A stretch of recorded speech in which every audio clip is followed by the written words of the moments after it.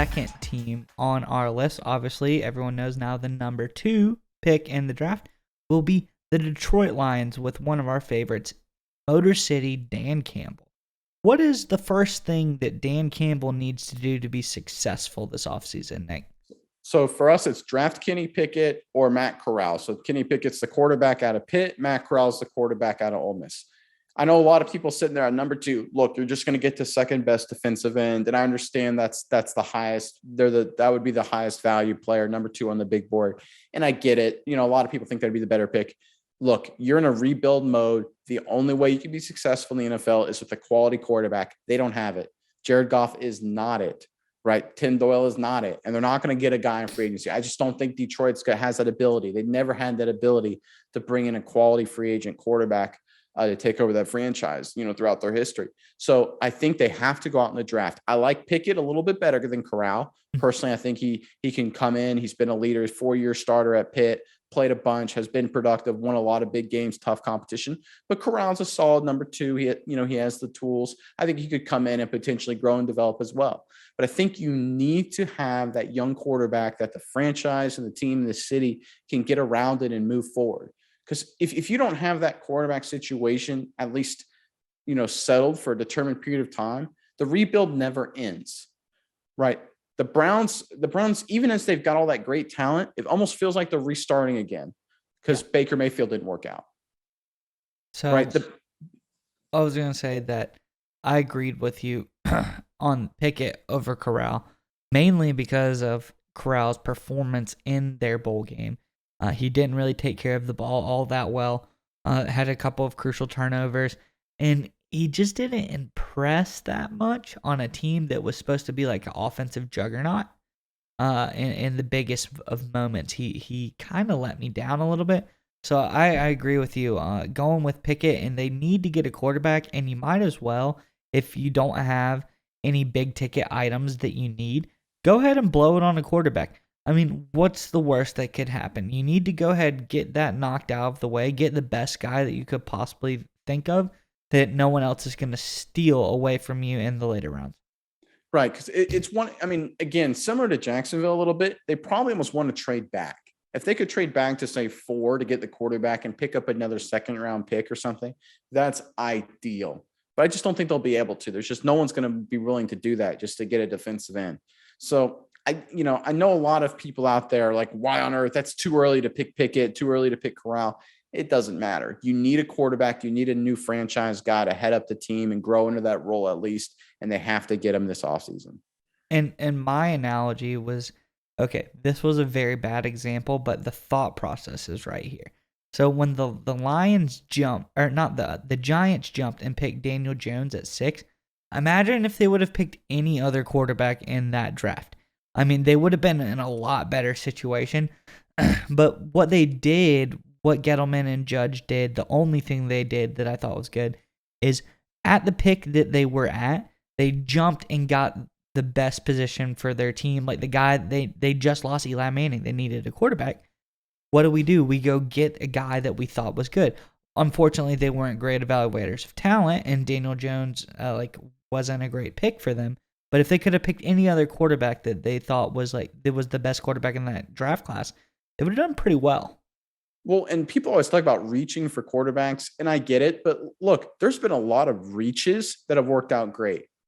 Baltimore traded up into the first round to get Lamar Jackson. Yeah. The Chiefs traded up 15 picks or so to get Pat Mahomes.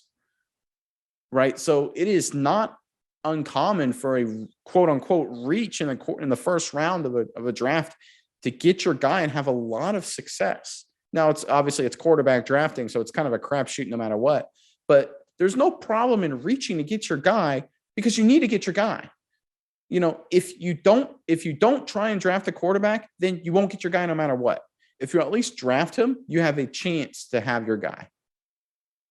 Yep, I completely agree. And I was just looking up who the other quarterbacks in that draft class were.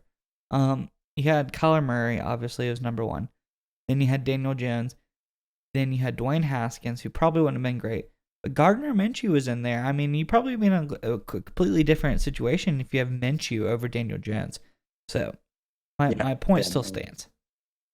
But if we move on from number one, obviously number one, getting a quarterback, but you still have a team that's kind of crappy all around. What's the second thing that the Lions need to do? Be aggressive in free agency. Maybe don't go after the biggest deals. Don't try and set records for, guaranteed money. Maybe focus on short term, paying a lot of money in short term contracts, but be aggressive. This team was 3-13-1 last year, which, a lot of people felt good because they played hard. But let's be honest, if they go 3-13-1 next year and they play just as hard, Dan Campbell probably gets fired. Right. You need to show some kind of improvement. And like you said, this team is still kind of crappy. They need players. They need talent. There's a lot of guys in the NFL that I kind of like that are going to be available. I think they should make moves on. My favorite personally is going to be a former Cowboy. That's Michael Gallup. I think they could get him on the cheap because he's coming off the injury. I think he's a good number 2 receiver. I look at Sammy Watkins. He's going to be a free agent from Baltimore. Houston may let go of Brandon Cooks. He could become available. That'd be another guy. Bring in guys. There's Marcus May, the safety from the Jets. He's going to be a free agent. There's guys that are going to be available that Detroit can make a play at, that can quickly strengthen the talent around that team and get, because as much as they're playing hard and people like them, you eventually have to win more games. Now, I'm not saying they have to win 9 games, but you got to get 5, 6, 7, maybe 8. You got to show some improvement in the win column. It's not, the minimum threshold was there that they played hard and people like the story. Now you got to win a few more games. And I think the way they need to do that is being aggressive in free agency. Yeah, and I think I like what you say there because you think about it. If Detroit goes, I think who's their best receiver? Like Amon, it was his St. Bra was his name. Amon-Ra St. Brown, I think. Yeah, something along those lines. But you go from him being your best receiver, but then you get Michael Gallup, Sammy Watkins in there. That's a pretty solid receiving core that you can add. And the Hawkinson, that tight end. Yeah, Hawkinson once he gets healthy again, like you're starting to have some guys. You're starting to be like, okay, you feel yourself a little bit. We've got something working here, and like you said, there's a lot of good corners that they could go after in free agency. Like just some solid guys. You don't need the top tier guys. You don't need to spend a fortune. Maybe a couple 1-2 year deals, bolster the team. Get it solid enough, and really make a base for this quarterback that you're going to be drafting in the first with the second overall pick. Exactly, because you get that quarterback right, and you're going to move off Goff. Either not next year, but the year after that. So then your quarterback's going to be on that rookie deal, right? So you want to start building that infrastructure so the quarterback can be successful. And then you get to take advantage of his rookie deal and keep growing and building from there. And you get that feedback loop rolling. So I think those are the 2 key pillars right there. Get some guys for your rookie quarterback and get your rookie quarterback in the building. Get them starting to flow in together. And then our third thing that the Lions need to do on our checklist is something that I feel is more something Dan Campbell needs to do. Really show your defensive prowess. Draft front 7 on the defensive side of the ball. Obviously, we're saying pass the first front 7 guy. We know how tempting it could be, but a quarterback is of the utmost importance. But once you do that, draft front 7 on the ball. Get beefy up front. Get the pass rushers. Get the defensive tackles, get your good linebackers, get out there and like N'Kobe Dean from Georgia, if he's available, get some really solid playmaker guys on the defensive side of the ball so the Dan Campbell defense can really start to come alive. Don't you agree? Yeah, and I think it's more of a sort of a quantity over quality because I think so. Detroit was in a lot of games this year. Obviously, they lost a lot of close games. I think one of the problems with Detroit is they don't have the depth of other teams. So what a lot of good teams have is they kind of rest some of their star players or their better defensive players a little bit throughout the game, and they're strong in the fourth quarter. Detroit couldn't do that at all, right? They were always blowing leads because they kind of were stuck with who they had to play. And if they rested their guys, they put in garbage guys essentially as their second string on defensive line and things like that. Couldn't get a pass rush, couldn't stop the run. So they were either going to play garbage guys or they had to play their starters the whole game and just didn't work out very well. So this is why I think getting depth and getting more players, defense, like you said, any of it doesn't matter. Get defensive tackle, defensive end, linebacker. Two guys, if he's available and the number 2 overall pick in the second round, I look at a guy like Ojabo, defensive end from Michigan. I think that'd be a great steal. I don't think he'll be available, but if he is, get him number 2 overall. I look at Christian Harris, the linebacker from Alabama. I think that would be a great fit to come in, just be a playmaker, right? Just be a guy who can run around, make some plays on defense, get off the field, get some energy and excitement. I think those are the kind of guys that I think Detroit can draft, starting second round and third round and fourth round, all the way through the rest of the draft, essentially build up a solid base of depth in that front seven. Yeah, I think these are the 3 things that if they can get this done, like you said, Detroit lost a lot of close games. They played a lot of teams really, really tough.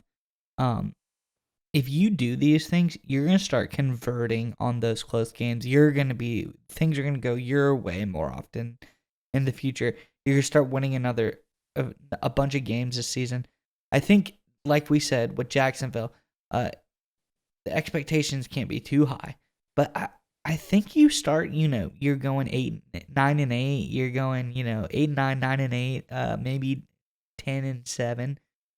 You're starting to look pretty dangerous from here on out, and maybe on the precipice of making a playoff run. So you want to do this, get your base, get a solid season under your belt, and then maybe shoot for the playoffs the following year. Yeah, I agree 100%. Get your, like we talked about, get your rookie in the building, start being aggressive in free agency, and build that depth in the draft in your defensive front seven. You do that, you build on your win total, and then the following year, ready to really make a run at it. Absolutely. So stay tuned. As we said, we've covered the first 2 teams of our off-season coverage of what these teams need to do better, our checklist for these teams, so to speak, on how to build in the off-season, whether it's draft, free agency, or so on. So stay tuned. We're going to be covering all the other teams later on this season, and keep an eye out for those videos.